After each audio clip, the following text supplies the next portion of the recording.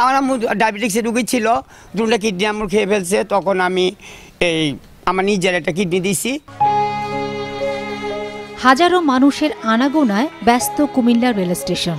এই ব্যস্ততার মধ্যেই দেখা যায় এক মধ্যবয়সী নারী ওর সাথে কথা বলছেন, জেনে নিচ্ছেন কার কি সমস্যা।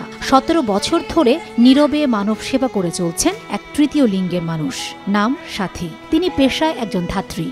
মা একজন ধাত্রী ছিল, কুমিল্লা কুসাতুল মেডিকেল কলেজ হাসপাতালের গাইনি বিভাগের ডাক্তার ছিল। তখন আমার আম্মু বলে একটা চাকরি করো তুমি। তখন আমার আম্মুই নিজে বাজে দেখা ডাক্তার নাহারিন সুলতানা মাতৃ সদর ক্লিনিক, ওনার কাছে আমাকে চাকরি দিয়েছে। ওটির একটা ইনচার্জ ছিলাম আমি। একটি কিডনি নিয়েই মানব সেবা করে যাচ্ছেন সাথী, তবুও কোথাও যেন কোনো ক্লান্তি নেই। রেল স্টেশনের অসহায় ছিন্নমূল গর্ভধারিণী নারীদের পাশে দাঁড়িয়েছেন বারবার। নিজের জীবনের কষ্ট ভুলে অন্যের জীবন রক্ষা করাই যেন তার জীবনের একমাত্র লক্ষ্য হয়ে দাঁড়িয়েছে।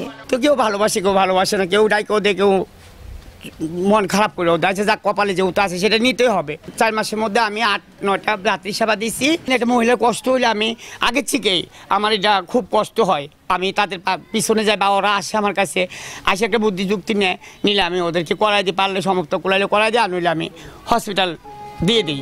সাথী তার মায়ের জীবন বাঁচাতে একটি কিডনি দান করেছেন।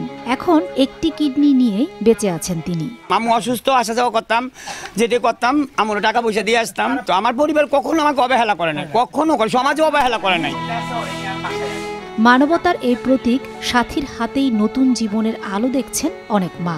সম্প্রতি রেল স্টেশনে সন্তান প্রসব করা এক নারীকেও সেবা দিয়েছেন সাথী। যাতে কইলো আচ্ছা সমস্যা নাই, আমি আছি। তখন হেবরি হসপিটালে বাসায় আর হসপিটাল দৌড়াদৌড়ি করে তখন আমার বাচ্চা ডেলিভারি করছে। আল্লাহ একটা দিয়ে পাঠাইছে আমার সেবা করার জন্য, নাইলে এই জীবনে কারোর কেউ করে। উনি গরিব দুঃখী নিয়ে গেছে হলে উনি সহ্য করতে পারে না, টাকা উঠাই দিচ্ছে, বাস আমি মেডিকেলে নিয়ে গেছি। অসহায়দের সেবায় অন্তপ্রাণ সাথী প্রমাণ করেছেন মানবতার কোনো লিঙ্গ, ধর্ম বা পরিচয়ের দেয়াল নেই। সময় সংবাদ, কুমিল্লা।